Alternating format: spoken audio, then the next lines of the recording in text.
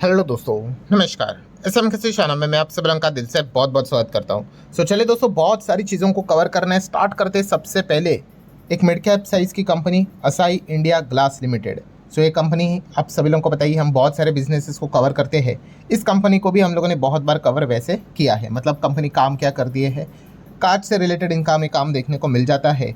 Auto sector की बात कर ले, बड़े बड़े बिल्डिंग्स के अगर इंटीरियर की बात कर ले, एक्सटीरियर की बात कर ले, बहुत सारे, अगर हम जहाँ जहाँ पे आपको कांच नज़र आता है समझ लेना भाई, इसी कंपनी का वो कांच रहने के चांसेस सबसे ज़्यादा होते हैं। एनीवेज, कंपनी ने रिसेंटली अपने क्वार्टर के नंबर दिखाए। काफ़ी लोगों ने रिक्वेस्ट भी किया था सर एक ओवरव्यू तो कर लेना। तो चलिए, मार्च की अगर बात कर ले पिछले साल की, तो 1180 करोड़ का कंपनी का इनकम था, जो कि इस मार्च में 1354 करोड़ तक बढ़ते हुए देखने को मिला है। 3 महीने पहले मतलब दिसंबर में ये था 1256 करोड़। ये भी आप देख सकते हो बढ़कर 1300 करोड़ के रेंज में यहाँ पे आया है। ठीक है, मतलब स्लाइटली जंप है, बट चलिए एटलीस्ट बेसिक तो जंप हमें देखने को मिल रही है। देन बेसिक चीज़ आपको पता ही है कि बहुत सारे एडजस्टमेंट रहते हैं। एंड फाइनली हमें क्या मिलता है, NPAT, net profit after tax. तो 92 CR का प्रॉफिट हुआ करता था। 3 महीने पहले ये 99 का हुआ करता था, जो कि अब आप देख सकते हो 3 डिजिट में 133 करोड़ तक जाते हुए देखने को मिला है। सेम वही चीज़ आपको अर्निंग्स में भी नजर आएगी। 3.80 की अर्निंग्स 5.20 हो गई। 3 महीने पहले 3.90 थी, ये भी 5.20 हुई। मतलब क्वार्टरली ईयरली अगर बात कर ले तो बेसिकली कंपनी ने डिसेंट परफॉर्मेंस यहाँ पे दिखाया। ऑब्वियसली मैं अगेन कह रहा हूँ, ये हम जस्ट एक ओवरव्यू कर रहे हैं। नंबर्स पढ़ना इतना सिंपल काम नहीं होता है, बहुत कुछ डिटेल में जाके पढ़ना होता है। बट चलिए, एटलीस्ट ऊपर ऊपर से हमने इतना तो देख लिया। चलिए बात करेंगे दोस्तों उसके बाद रिसेंटली जिसका IPO आया था, फिजिक्स वाला PW की अगर बात कर ले, अलग पांडे जी की कंपनी आपको पता ही है। टॉप लाइन की बात करें, 610 करोड़ का कमाई हुआ करता था एक साल पहले सेम क्वार्टर में।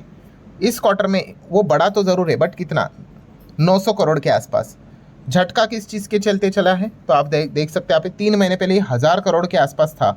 आसपास भी नहीं, उसके भी ऊपर था, 1100 करोड़ के आसपास था। वहाँ से गिरावट हमें देखने को मिली। मतलब क्वार्टरली कंपनी का रेवेन्यू ड्रॉप हुआ है, ईयरली बढ़ते हुए देखने को मिला है। देन अगेन, एक स्टार्टअप टाइप की कंपनी है, तो खास करके रेवेन्यू के ऊपर ही ज़्यादा फोकस यहाँ पे किया जाता है। बट फिर भी अगर हम कंपनी के नेट प्रॉफिट आफ्टर टैक्स की बात कर ले, तो आप देख सकते हैं पहले कंपनी 289 करोड़ के घाटे में थी, जो कि इस वक्त ये घाटा 70 करोड़ का नज़र आ रहा है। पर अच्छी बात क्या है कि पहले बड़ा लॉस था, अब छोटा लॉस नज़र आ रहा है, तो अच्छी बात है। बट साइमल्टेनियसली 3 महीने पहले ये कंपनी प्रॉफिटेबल थी 102 करोड़ की, अब वो 70 करोड़ के नुकसान में आई है। हम कह सकते हैं कि कोई बात नहीं। देखिए, पहले कंपनी ऐसे घाटे में ही चलती रहती है, फिर वो ब्रेक इवन टाइप चीज़ें होती है, plus minus plus minus plus minus, and फिर उसके बाद plus plus plus plus company आगे बढ़ती है। ओवरऑल पॉइंट तो यही है कि ईयरली कंपनी का नंबर अच्छा नज़र आ रहा है प्रॉफिटेबिलिटी के हिसाब से। ऑब्वियसली लॉस कम हुआ है, आप ऐसा कह सकते हो। क्वार्टरली देखा गया तो नुकसान नज़र यहाँ पे आ रहा है। एनीवेज, आप बाजार का रिएक्शन क्या रहेगा उसके ऊपर फोकस रख सकते हो। ICICI बैंक की बात करें तो नो डाउट ये एक बेसिक सी चीज़ है। कौन सी, कि HDFC बैंक को लेकर इतने सारे एलिगेशंस बैक टू बैक लगते हुए देखने को मिले हैं। आज तो मार्केट बंद था, बट येस्टरडे की बात करें तो HDFC बैंक का शेयर भी गिरा था। तो नो डाउट ये एक दूसरे के कॉम्पिटिटर है, तो इस चीज़ के चलते ICICI बैंक को तो थोड़ा सा एक बेनिफिट यहाँ पे मिल ही जाता है। देन बात करें दोस्तों तो जेन टेक्नोलॉजीज, यस, जेन टेक की अगर बात कर ले तो आप यहाँ पे देख सकते हैं कि रिसेंटली हम लोगों ने एक खबर भी देखी कि Zen Tech roll out AI enabled border security suit.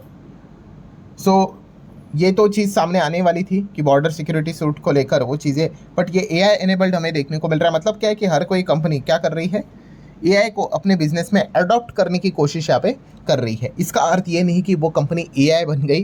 ठीक है, जैसे मैंने इसके पहले भी आपको बताया, AI से रिलेटेड अगर काम करना है तो भाई वो तो IT कंपनीज का ही काम होता है कि प्रॉपर हार्डवेयर से लेकर कोर AI में काम करना। ये बाकी, जैसे मैंने कहा कि मैंने कौन सा एग्जांपल दिया था, हमारे YouTube चैनल का ही एग्जांपल दिया कि पहले भी मैं वीडियो बनाता था, अभी भी मैं वीडियो बना रहा हूँ। अभी के वीडियो में क्या रहता है, थोड़ा सा AI का कंपोनेंट रहता है, बहुत सारी जगह पे रिसर्च करने के लिए भी रहता है, थंबनेल बनाने के लिए भी रहता है। इसका अर्थ ये नहीं कि हमारा जो चैनल है वो AI रिलेटेड हो गया।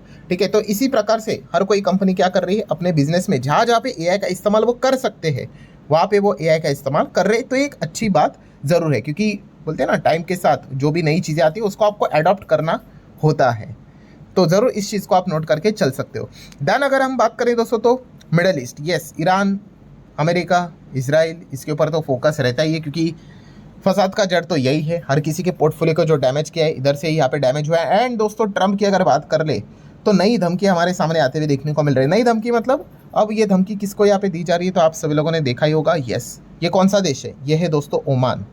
एंड ओमान को यहाँ पे ट्रम्प धमकी यहाँ पे क्यों दे रहे हैं, सबसे पहले मैं आपको दिखाना चाहूँगा कि ओमान कहाँ पे नज़र आता है। तो देखिए ये वाला जो एरिया है ये तो रहा ईरान, ठीक है, और ये रहा ओमान। एंड ओमान की अगर बात कर ले तो इतना सही ओमान नहीं है, उसके ऊपर अगर आप देख रहे हो यहाँ पे एक छोटा सा और ऑरेंज कलर से हाईलाइट किया हुआ है। मैं थोड़ा सा इसको जूम कर लेता हूँ, ये देख लो, ये भी जो आपको नज़र आ रहा है ना, ये भी ओमान ही है, ठीक है। ये इंपॉर्टेंट पार्ट क्यों है तो मैं आप लोगों को बताना चाहूँगा। ये रहा हॉर्मुज़, ठीक है, ये तो स्ट्रेट ऑफ हॉर्मुज़ है, आप यहाँ पे कह सकते हो।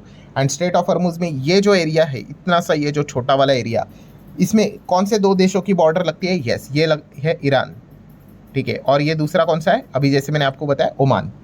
सो यहाँ पे क्या हो रहा था कि ओमान की अगर हम लोग बात कर ले तो ईरान यहाँ पे पहले से ही बात कह रहा था किसको, ओमान को, कि हम दोनों मिलकर यहाँ पे क्या कर लेते हैं, ब्लॉकेड लगा लेते हैं, और यहाँ पे क्या करेंगे, हम टोल वसूल करेंगे जो भी शिप्स यहाँ पे आएंगी जाएंगी, ठीक है, तो दोनों यहाँ पे शेयर करेंगे प्रॉफिट। तो ये चीज़ें चल रही थी। एंड इसी चीज़ को लेकर क्या किया है ट्रम्प ने यहाँ पे ओमान को धमकी दी है कि भाई ये जो एरिया है ये इंटरनेशनल वाटर में आता है, ये फ्री है, कोई टोल बिल वसूल यहाँ पे नहीं किया जाएगा, और अगर आप ईरान का साथ दोगे इस प्रकार की सिचुएशन में, ठीक है, तो हम आपके ऊपर भी यहाँ पे अटैक करने से पीछे नहीं हटेंगे। आप देख सकते हैं Trump threaten to blow up Oman over the Strait of Hormuz, ठीक है, ये मेजर कारण है। उसके बाद वो छोटे छोटे अलग अलग और भी कारण यहाँ पे आते रहते हैं, ठीक है, बट मेजर कारण यही है हॉर्मुज़ को लेकर, क्योंकि ईरान बार बार ओमान को कन्विंस कर रहा है कि हम क्योंकि अगर ये मिल के अगर आ गए यहाँ पे, अगर ब्लॉकेड अगर उन्होंने लगा दिया तो फिर वो जो ईरान का जो टारगेट है, ठीक है, टोल वसूली करने का, वो पूरा यहाँ पे हो सकता है। बट अब चांसेस लग रहे हैं दोस्तों ओमान इतना बड़ा पंगा नहीं लेगा, ठीक है। अब ईरान बहुत बड़ा कंट्री है भाई, वो अमेरिका के साथ लड़ सकता है। एंड ओमान वैसे देखा गया तो अमेरिका के साथ एक उनका फ्रेंडली नेचर भी है, ठीक है। तो लेट्स सी एग्जैक्टली आगे क्या होता है, बट इस चीज़ के चलते एक अगेन नया नया चैप्टर यहाँ पे खुलता रहता है, अनसर्टेनिटी वाला पॉइंट यहाँ पे मिलता रहता है। तो इस चीज़ के ऊपर भी आपका थोड़ा बहुत ध्यान होना चाहिए।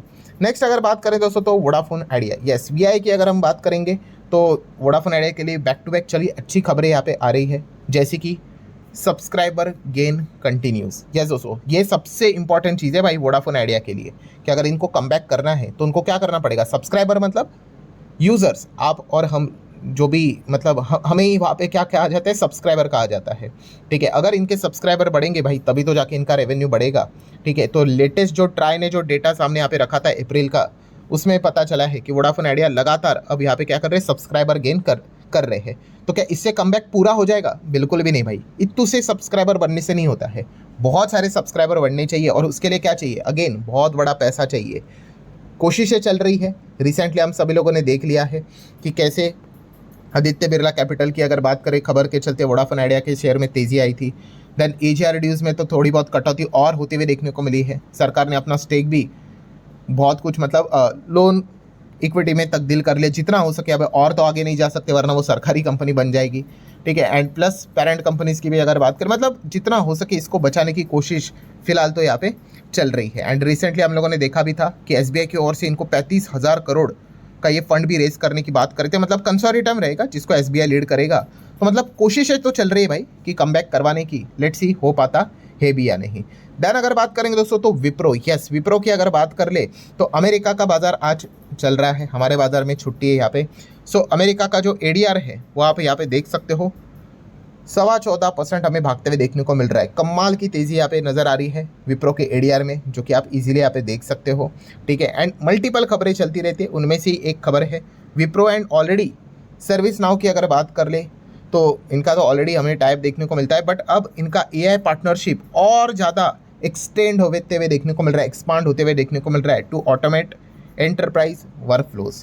सो बेसिकली हम कह सकते हैं दोस्तों एआई से रिलेटेड जब भी कोई खबर निकल कर आती है थोड़ा सा वो particular company aggressively reaction positive way में दिखाते हुए देखने को मिल जाता है।